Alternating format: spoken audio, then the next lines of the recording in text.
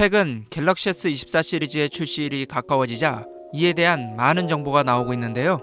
유출된 정보에 따르면 이번 S24 시리즈는 디자인과 소재 등 많은 부분이 바뀔 것으로 알려져 있습니다. 그렇다면 이번 S24 시리즈는 과연 어떤 부분이 바뀌는지 지금 저와 같이 알아보시죠.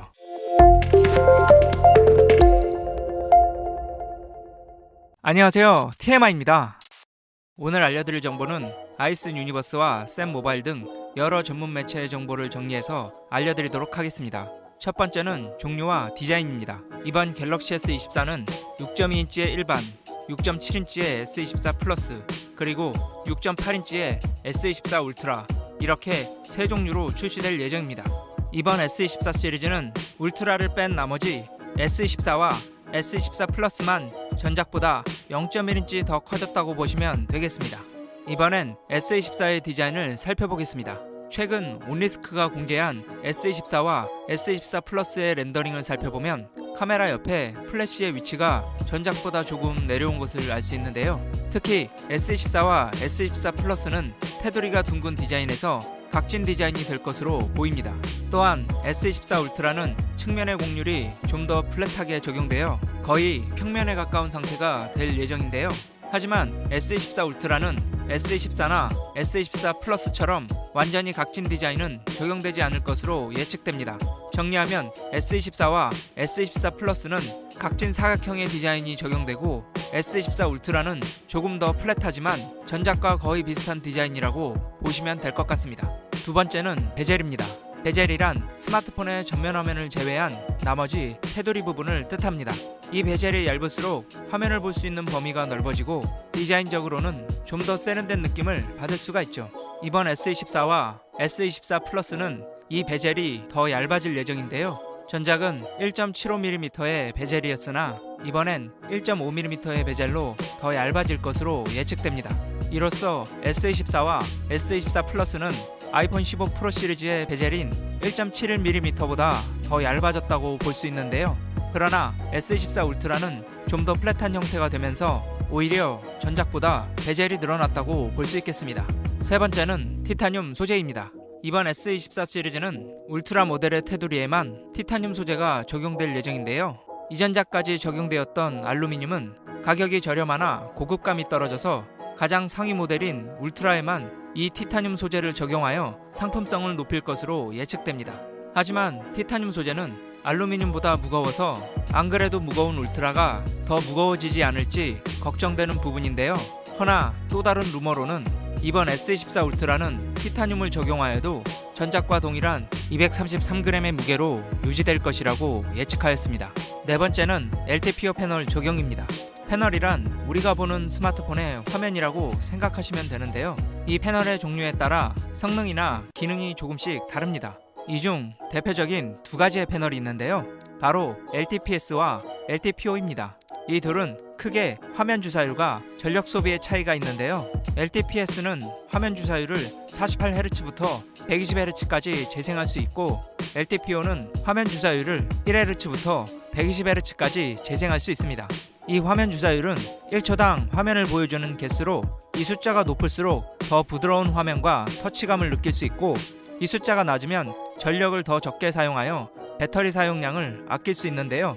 LTPO 패널은 문서나 인터넷 브라우저처럼 화면의 움직임이 거의 없는 정적인 상태의 컨텐츠일 때 1Hz의 화면 주사율로 낮춰 전력 소비를 최대한으로 줄이고 반면 게임처럼 역동적인 화면일 때는 주사율을 최대 120Hz까지 높여 매우 부드러운 화면과 터치감을 보여줍니다.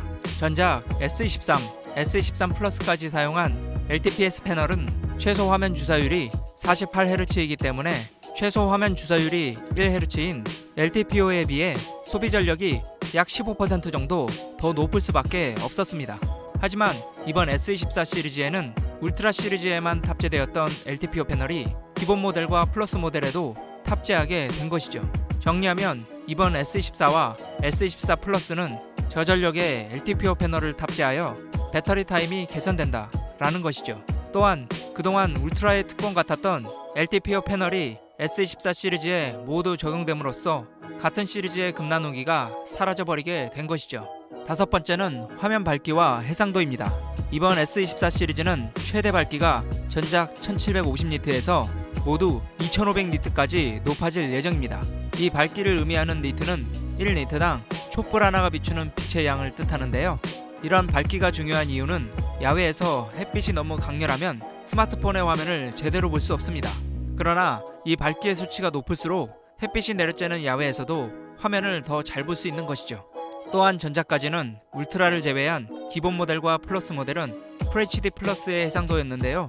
이번 S24 플러스 모델은 기존 울트라 시리즈처럼 즉 WQHD의 해상도가 적용될 예정입니다. 이 해상도는 숫자가 높을수록 보다 선명한 화질을 느낄 수 있는데요. 한마디로 S24 플러스에서는 기존 플러스 시리즈보다 좀 더 고화질의 화면을 즐길 수 있게 되었습니다. 여섯 번째는 칩셋입니다. 최근 S24 시리즈의 개발 펌웨어가 유출되었다는 소식이 있는데요. 이 소식에 따르면 국내에 출시되는 S24와 S24 플러스는 모두 엑시노스 2400이 탑재될 것으로 확정되었습니다. 그러나 S24 울트라에는 스냅드래곤 8 3세대가 탑재될 것으로 확실시되고 있는데요. 문제는 현재 유출된 긱벤치의 정보에 따르면 엑시노스 2400이 스냅드래곤 8 3세대보다 약 10% 정도 성능이 떨어지는 것으로 나타났는데요.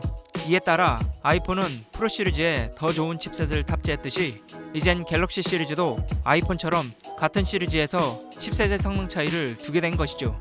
결국 갤럭시 역시 최고의 칩셋 성능을 경험하려면 S24 울트라를 구매하셔야 할 것 같습니다. 일곱 번째는 램입니다. 스마트폰에서는 램 용량이 많을수록 여러가지 앱을 실행해도 리프레시, 즉 다시 실행되지 않고 앱을 실행했던 상태가 그대로 유지됩니다. 최근 유출된 긱벤치를 통해서도 확인되었듯이 이번 S24와 S24 플러스는 램 용량이 업그레이드되어 드디어 12기가의 램 용량을 탑재할 예정인데요. 예전 S20 시리즈에서 12기가의 램을 넣어준 이후 4년 만에 다시 원래의 램 용량으로 돌아왔습니다. 하지만 아쉽게도 S24 울트라는 전작과 마찬가지로 12기가의 램 용량을 유지할 것으로 예측되는데요. S24 울트라는 최고급 라인업임에도 불구하고 램 용량이 늘어나지 않는 점은 조금 아쉽다고 볼 수 있겠습니다. 정리하면 S24와 S24 플러스는 8기가에서 12기가로 램 용량이 늘어났지만 S24 울트라는 전작과 같은 12기가의 램 용량이라는 것이죠. 여덟 번째는 개선된 2억 화소 센서입니다. 전작 S23 울트라에서는 갤럭시 시리즈 최초로 2억 화소의 아이소셀 H2P 센서를 탑재했었는데요. 이번 S24 울트라에선 전작의 센서를 조금 개선한 아이소셀 HP2SX 센서를 탑재할 예정입니다. 이 개선된 센서에는 엔드-투-엔드 AI 리모자이크 기술이 적용되었는데요.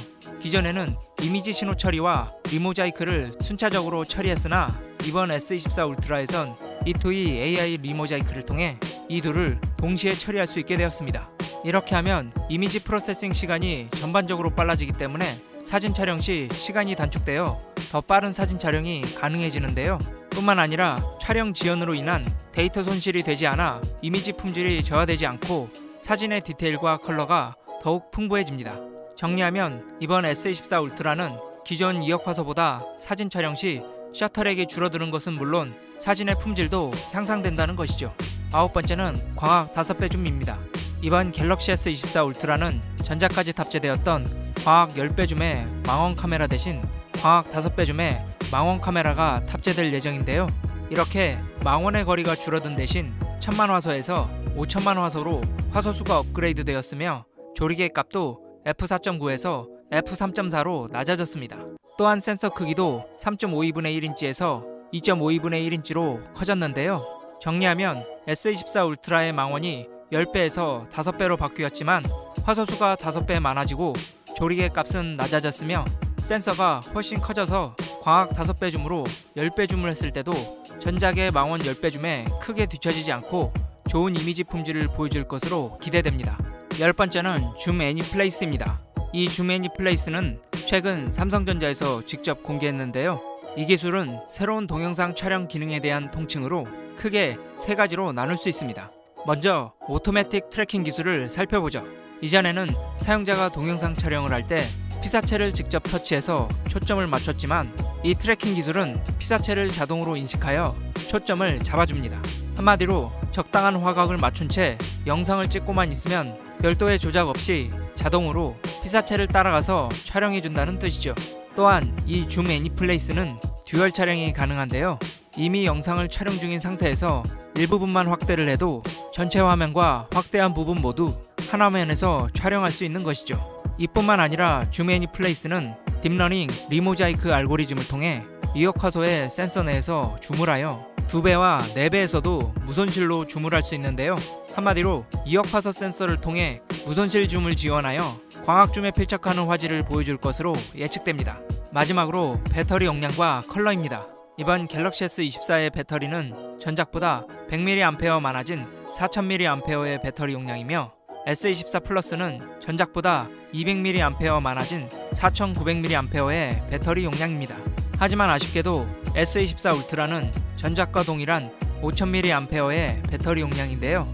비록 배터리 용량은 전작과 같지만 S24 울트라에 탑재된 새로운 칩셋의 개선된 전력 관리로 전작보다 좀 더 나은 배터리 타임을 보여줄 것으로 기대됩니다. 또한 샘 모바일은 이번 S24 시리즈는 블랙, 그레이, 바이올렛, 옐로우의 컬러로 출시될 것으로 예측했는데요.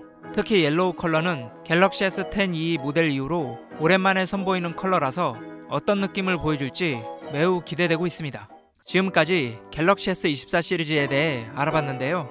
갤럭시 S24 시리즈는 애플의 아이폰을 견제하기 위해 티타늄의 소재부터 램 용량까지 늘리며 많은 부분을 업그레이드 하였습니다. 특히 삼성은 이번에 출시한 아이폰 15 프로와 프로 맥스에서 8기가의 램과 5배의 광학줌을 탑재한 것을 보고 이들보다는 S24 시리즈의 스펙을 조금씩 더 올린 것을 보면 확실히 스펙에서만큼은 아이폰을 앞서고자 하는 게 느껴졌는데요. 이제 삼성은 이 업그레이드된 스펙을 얼마나 소프트웨어적으로 잘 처리하는지가 관건이 될 것 같습니다. 그동안 스펙이 낮아서 아이폰의 판매량이 밀리는 게 아니었던 것처럼 말이죠. 하지만 이번 S24 시리즈는 아이폰에서도 볼 수 없었던 스펙과 신기능이 있기 때문에 기대하지 않을 수 없는데요. 저 또한 앞으로 출시될 S24 시리즈가 기대되는 만큼 추후 새로운 소식이 나오는 대로 여러분들에게 빠르게 알려드릴 수 있도록 하겠습니다. 오늘 영상은 여기까지입니다. 도움이 되셨다면 좋아요와 구독, 그리고 댓글까지 부탁드립니다. 행복한 하루 되세요.